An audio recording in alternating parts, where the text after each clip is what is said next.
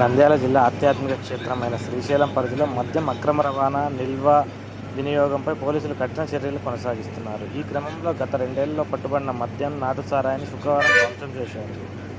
నంద్యాల జిల్లా ఎస్పీ ఆదిరాజ్ సింగ్ రాణా ఆదేశాల మేరకు శ్రీశైలం పోలీస్ స్టేషన్ పరిధిలో గత 2 సంవత్సరాల్లో నమోదైన 43 కేసుల్లో సీజ్ చేసిన 1197 మద్యం బాటిళ్లను, 186 లీటర్ల నాటు సారాయిని శ్రీశైలం మల్లమ్మ కన్నీరు డంప్యార్డ్లో ట్రాక్టర్తో తొక్కించి ధ్వంసం చేశారు. ఈ కార్యక్రమంలో పోలీసులు, రెవెన్యూ, ఎక్సైజ్, పంచాయతీరాజ్ శాఖలకు చెందిన అధికారులు పాల్గొన్నారు.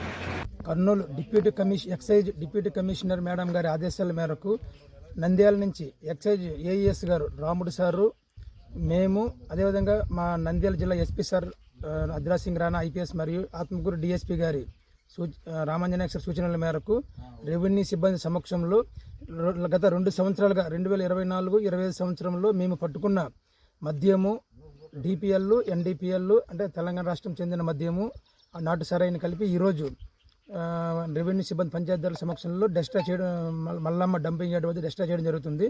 గత 2 సంవత్సరాల నుంచి 2024-23 అనగా ఎక్సైజు తెలంగాణ రాష్ట్రము మన ఆంధ్ర కలిసి మొత్తం 43 కేసులలో 186 లీటర్ల సారాయి, 597 180 ml క్వార్టర్ బాటిల్ను ఈరోజు పంచాయతీరాజ్ సమక్షంలో డెస్ట్రా చేయడం జరుగుతుంది.